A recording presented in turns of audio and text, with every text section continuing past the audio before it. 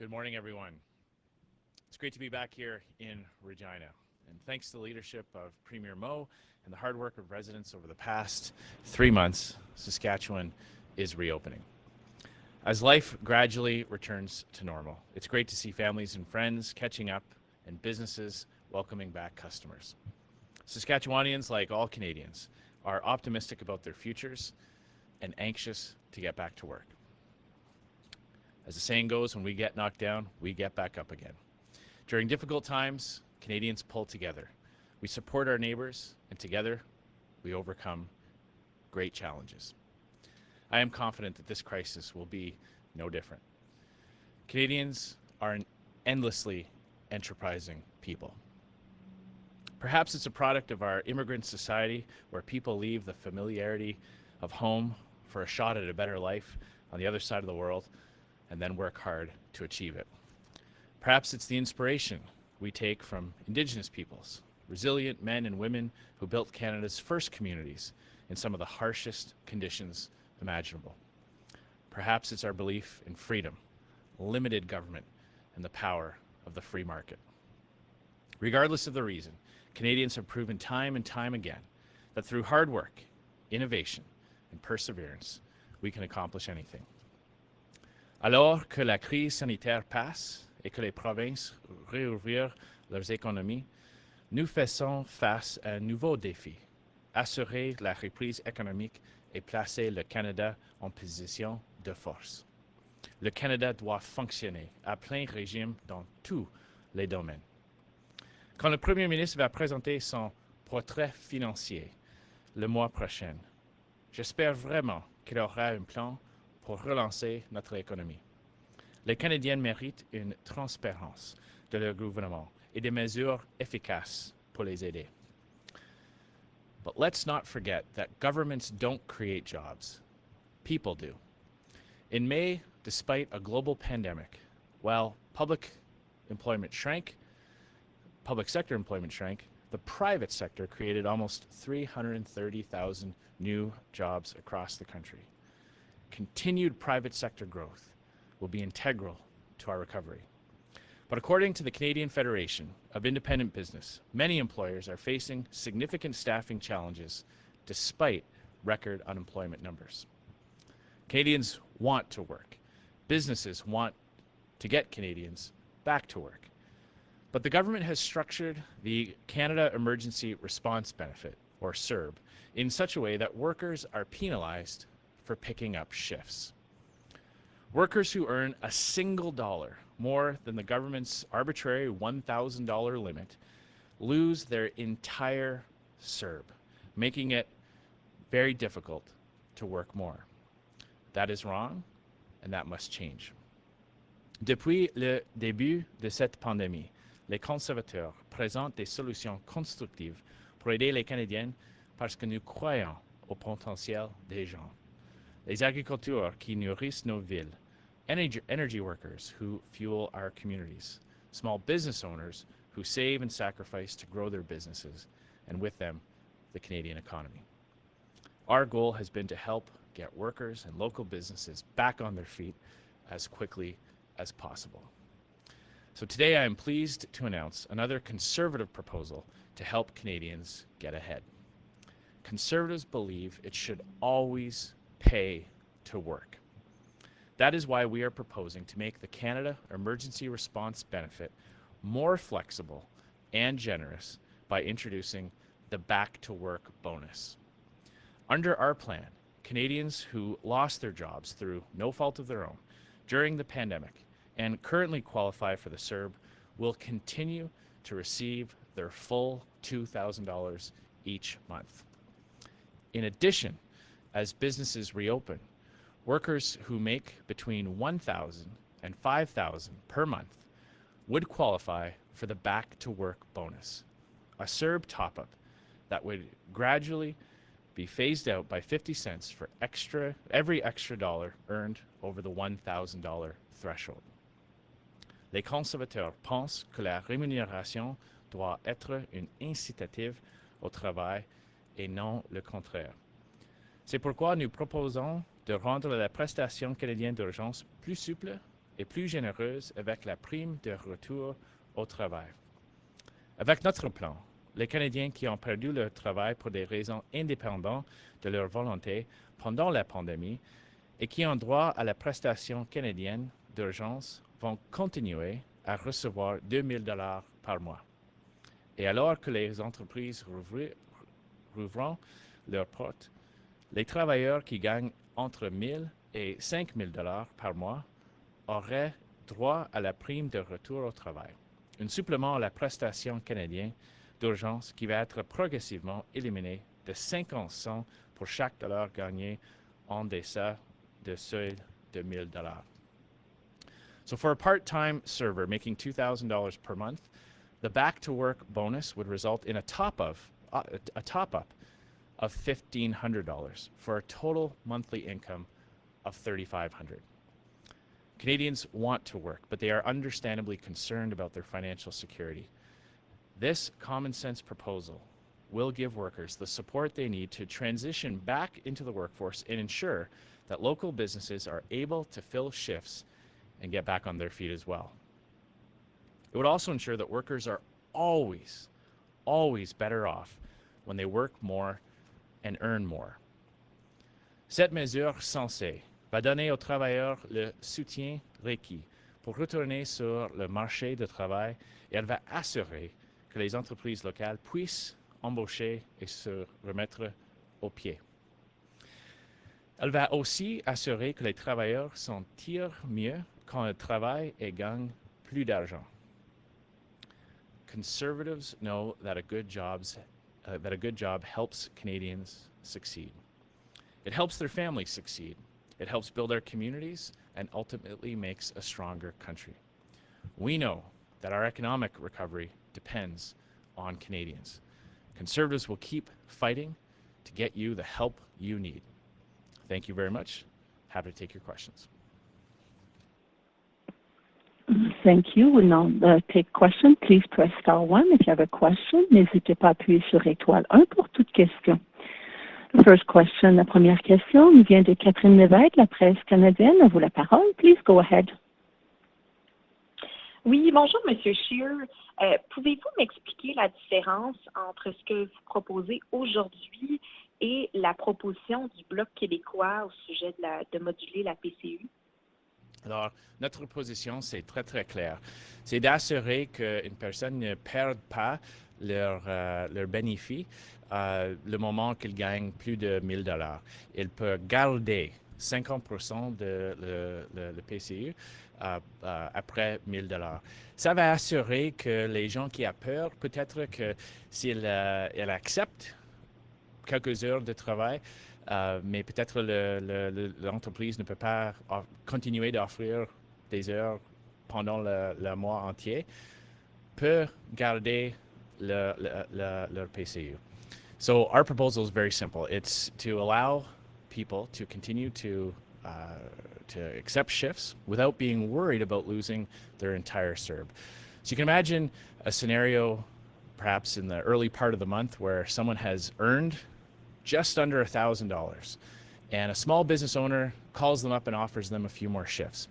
They're now in a very difficult position because if they accept those shifts and the owner of that company cannot continue to offer the same number of hours throughout the remaining weeks in the month, they'll lose their entire CERB and they could find themselves much worse off. Our proposal eliminates that barrier. It eliminates that fear, and it gives workers the confidence and the sureness that working and accepting those shifts will always pay more. That's the underlying principle of this policy. It'll incentivize businesses to continue to open and to offer shifts. It'll remove that barrier to work for workers who are in that precarious position, and it'll help the recovery happen more quickly. Thank you. Next question, la prochaine question is from Ryan Maloney, HuffPost Canada. À vous la parole, please go ahead. Hi, Mr. Scheer. Thanks for taking our questions. Can you tell us specifically why the Conservatives are opposed to electronic voting in the House of Commons? Well, we have a number of concerns. I think as you've looked at the virtual sittings, there are a number of issues with connectivity, with access, and we have major concerns about the security around that. We are also worried that Justin Trudeau's trend line here is to make Parliament less and less relevant and less part of the conversation, part of oversight and accountability on government. We believe that as provinces and provincial legislatures and legislatures around the world find innovative ways to maintain safe distances between people, but continue to provide that oversight, that's where we should be looking at. And that's why our House Leader, Candice Bergen, sent a letter to the Speaker to look at options to change the way we vote. Obviously, right now, the way we vote in the House of Commons, we have all 338 members sitting side by side in a chamber. There are a number of models around the world that we can be looking at to ensure that members of Parliament can cast their vote in person while still maintaining social distancing and physical distancing. That's our preferred option. And can I also just quickly I want to get your overall assessment of the government's handling of the pandemic. What letter grade would you give the Liberals on this crisis? From the beginning, this government has been unprepared, slow, and in many cases, wrong on critical issues. This government refused to close borders and impose travel restrictions when countries around the world were doing precisely that. Remember, this government accused those people who were calling for tighter travel restrictions on countries that had experienced surges. They were calling people who were advocating for that racist. They were taking information from the WHO instead of Canadian experts here. That left Canada vulnerable and exposed us to many more people returning or coming to Canada who had been exposed to the virus. The advice from the government has changed. They have refused to change their programs. Remember, they've proposed these policies and promised to fix them as time went on. They said that they had to get the money out the door quickly. They had to get the programs designed and up and running quickly. They were aware of problems and faults, but don't worry, they would fix them as time went on. Instead, here we are now, the end of June. They still haven't fixed the wage subsidy. They still haven't removed ridiculous technical barriers for people to access things like the small business assistance. They have look at the programs for the rental subsidies for businesses, severely undersubscribed. And of course, the challenges that we've identified here in the CERB, they have continued to refuse to fix that as well. So I would give this government an F on handling the pandemic. I think Canadians were hoping that this government would get it right. We were all accepting the invitation to adopt a Team Canada approach. Instead, this government has sidelined Parliament, shut down parliamentary debate, eliminated parliamentary oversight, refused to provide an economic update, refused to change and improve and fix the gaps in their programs that are letting so many Canadians down.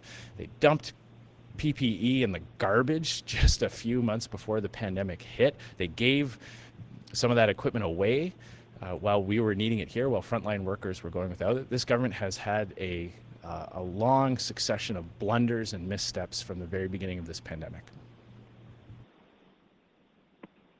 Thank you. Our next question, la prochaine question est de Catherine Collins, CBC News. Please go ahead, à vous la parole. Hi there, Mr. Scheer. I wanted to ask you about China. As I'm sure you know, the Prime Minister today very much slammed the door on the possibility of stopping the extradition process for Meng Wanzhou and letting her go back to China. I wonder how you think that's going to impact Canada's ability to get the two Michaels released. I believe it's Justin Trudeau's weak leadership and policy of appeasement that is making it very difficult for Canada to get the two Michaels back. These two individuals have been held illegally in China for almost a year and a half now, over a year and a half. And in that time, Justin Trudeau has done precisely nothing to stand up for Canada and for Canadians. We've called on Justin Trudeau to pull Canada's funding of the Asian Infrastructure Bank, a development bank whose sole purpose is to expand Chinese influence in the region. Why should Canadian tax dollars be going to help the PRC, the Communist Government of China, have more influence in that region. That doesn't make any sense at the best of times. It certainly doesn't make any sense when 2 Canadians are being held illegally. So Justin Trudeau needs to stop his policy of appeasement, stand up for Canada, improve our situation, give us more leverage when it comes to these types of negotiations and discussions. I also believe that his handling of the SNC-Lavalin affair, when you're talking about respecting the rule of law, when you're talking about leaving court decisions to the courts and not having political interference in court cases, when that's our message to the PRC, and then we find out through the former Justice Minister, Jody Wilson-Raybould, that Mr. Trudeau was attempting to overturn a decision by an independent public prosecutor, that certainly undermines our position as well. So Justin Trudeau's weak leadership and policy of appeasement has undermined Canada's position. That letter, written by 19 prominent Canadians, it does include some Conservative voices, notably former Foreign Affairs Minister Lawrence Cannon. I just wonder, on that specific issue of whether or not to stop the extradition process, can you just be crystal clear? Are you siding with the prominent Canadians, including Lawrence Cannon, or do you think that the Prime Minister has taken the correct approach on this issue by closing the door to that? Well, I don't believe that setting aside the rule of law is an appropriate response to 2 Canadians being detained illegally. I don't believe that that would leave Canadians who are around the world in a very secure position if hostile governments and hostile organizations around the world know that a government would entertain that type of policy. But I also don't believe that even for those people who somehow think that might be a good idea, which I certainly don't. Why is that should not be the first tool in the toolkit to attempt to use here. If we were talking about a situation where Justin Trudeau had tried several things, had pulled Canada's money from the Asian Infrastructure Bank, had imposed more inspections on Chinese goods coming into Canada, if he had done anything at all on this and none of that worked, then I would at least understand why that conversation would start to happen. But Justin Trudeau has done none of that. He has tried precisely nothing to improve Canada's position, to give us more leverage, and to show the government of China that there are consequences to mistreating Canadians. Justin Trudeau went to China to try to get a free trade deal, something that most economists here, certainly most people here believe that would have been disastrous for the Canadian economy. He came home empty-handed. He came back with, all he came back with was a nickname so offensive that I'm not even allowed to say it in the House of Commons. That's all he's come back with. He's been completely played by the government of China, and unfortunately his weakness has led us into this position where people are actually publicly advocating for setting aside the rule of law. It's a terrible indictment on his handling of our relationship with China. Thank you, merci. The next question is from Andrew Lawson from True North. À vous la parole. Please go ahead. Good afternoon, Mr. Scheer. As you know, the National Security and Intelligence Committee published a report looking at Chinese regime influence campaigns and interference campaigns, and a lot of these come down to business or financial dealings with people who are in positions of influence in Canada, such as public officials and parliamentarians. Is there an approach that the Conservative Party has implemented to make sure that none of their candidates or MPs are susceptible to Chinese influence? And more broadly, what do you think Canada can do for protecting against this with all lawmakers? Well, we do have, when it comes to looking at who are running for the party in various ridings, we do have a screening and vetting process where we look at a wide variety of things. Clearly, our party is the party that is advocating a stronger response to the PRC. So generally speaking, that we attract people to volunteer and work and run for us who share that view that Canada should stand up for itself and not be pushed around and bullied on the world stage. In addition, one of the things that we've called for that this Liberal government refuses to do is we believe that the government should expel anybody who is in Canada under diplomatic protection with the embassy, with the diplomatic group representing China who are interfering in the Canadian political process. We know there's evidence of officials who are here in Canada under protection of the embassy, who are engaging in the diaspora, trying to influence public decisions here and trying to exert influence on Canadian lawmakers at various levels. We believe that is completely inappropriate, and that the government should expel those Chinese diplomats who are here under that protection in order to preserve the integrity of our electoral process. As a follow-up on a separate topic, this week Canada lost its AAA plus credit rating, something that's happened following a great amount of pandemic-related spending programs from the Prime Minister and from the government. Do you think that there is a fault or a blame on the Prime Minister for having this downgrade happen on his watch, or do you think that this was something that was kind of inevitable with all the spending that did need to happen to try to mitigate some of the economic effects of the pandemic? Well, it is entirely his fault. When you look at the weak position that Canada was in fiscally heading into the pandemic, let's keep in mind that the conditions were already laid for a made-in-Canada recession before the pandemic. His record high deficits totaling over $80 billion in his first 4 years in office, obviously hit the confidence of lenders around the world. When someone runs on a promise to balance the budget in 4 years, completely not only breaks that promise, but like leans into breaking the promise, almost makes a virtue out of breaking the promise, giving away $50 million to MasterCard, $12 million to Loblaws. You know, these are multi-million-dollar companies, in some cases multi-billion-dollar companies. Justin Trudeau's giving them Canadian tax dollars, borrowing money to give it away to large corporate entities. That had a tremendously negative effect on the confidence of lenders around the world. And let's keep in mind, there are other countries who are facing similar economic challenges, who are being hit by this pandemic just like everyone else, and they haven't lost their credit rating. They haven't been downgraded because they have a fiscal plan, because they have been able to show the international lending community that they have a plan to deal with the borrowing that they're undertaking right now. That's something that Justin Trudeau has refused to do. He's refusing to provide an economic update. He's refusing to show Canadians any kind of a plan to get us out of this, out of the difficulties that we're facing. When these temporary measures wind down as it relates to the pandemic, we're still going to be dealing with the massive deficits that Justin Trudeau has accumulated over the last few years. He has done nothing to show Canadians how that is going to change. So he owns this credit downgrading. This downgrade is a signal of a loss of confidence in Justin Trudeau's ability to lead Canada through the recovery. Merci, thank you. La prochaine question nous vient de Antoine Trépanier de Radio-Canada. À vous la parole. Please go ahead.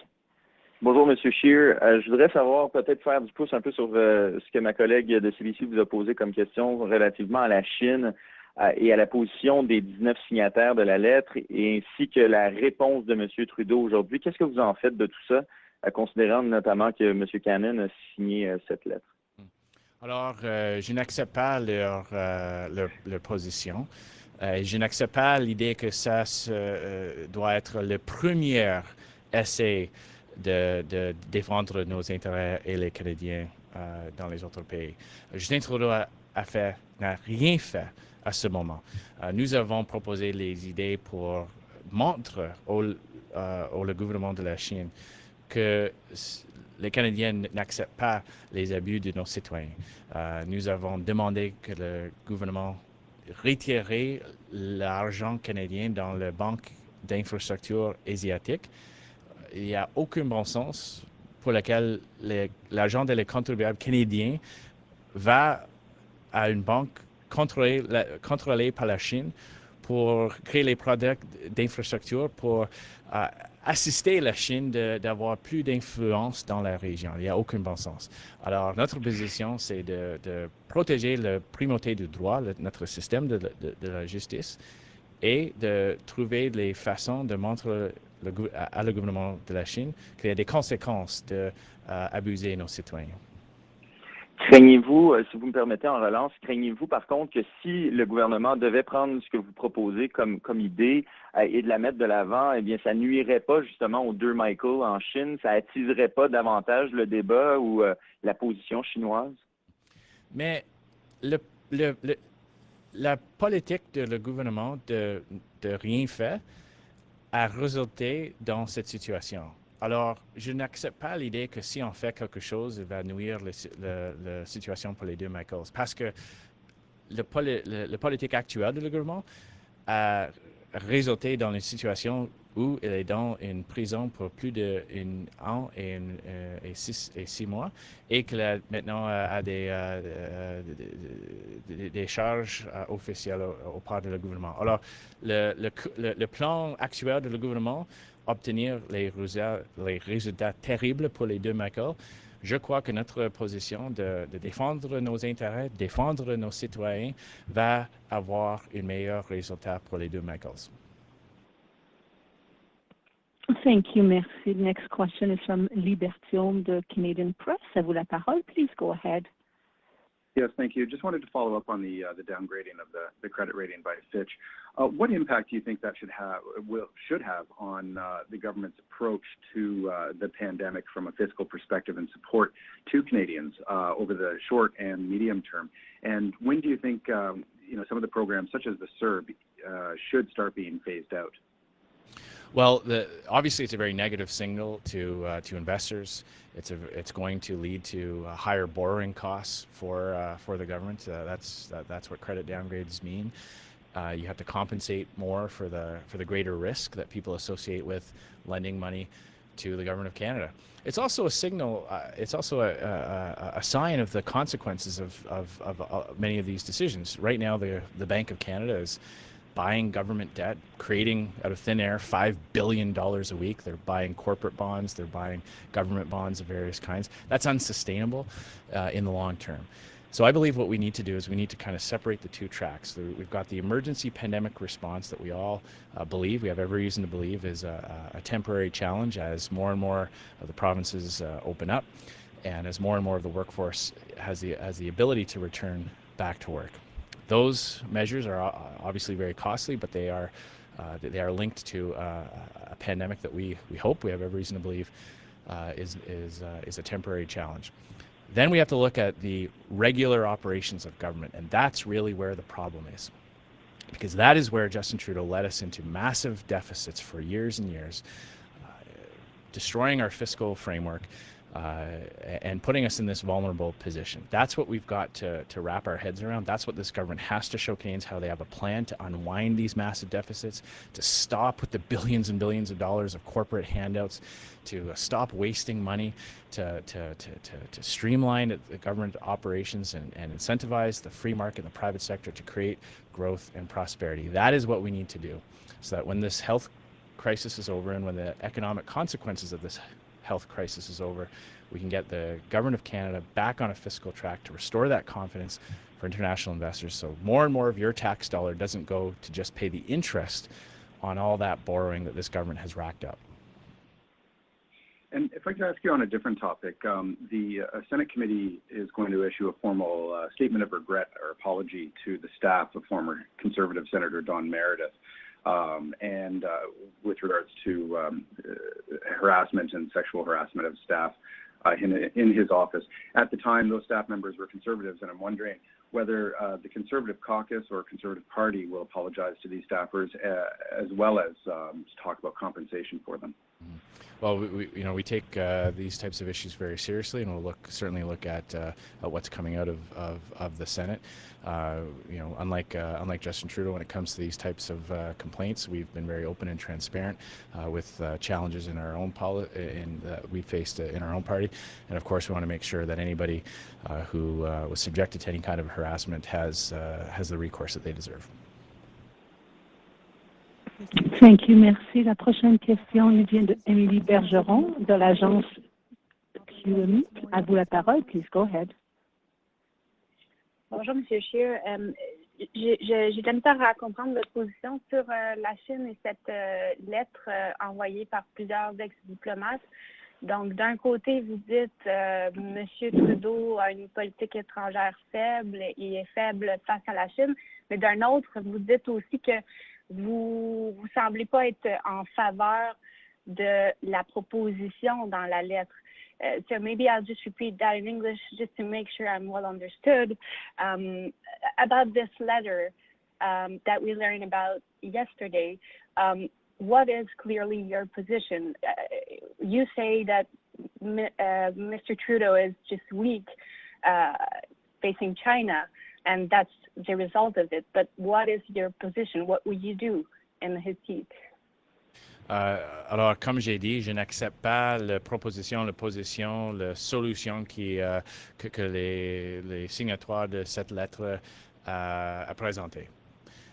Je crois que d'ingérer dans un processus comme ça et de accepter l'idée au part du gouvernement de la Chine qu'on peut avoir un échange, on peut laisser à côté notre système de la loi. Je crois que ça ne doit pas être notre première utile. Je n'accepte pas cette idée. Je crois que si Justin Trudeau, dans les dernières années, a montré un peu de backbone, a montré à la Chine, OK, si vous mettez nos citoyens illégalement dans la prison, il y a des conséquences. Je crois que nous aurions eu dans une meilleure position, une position de force.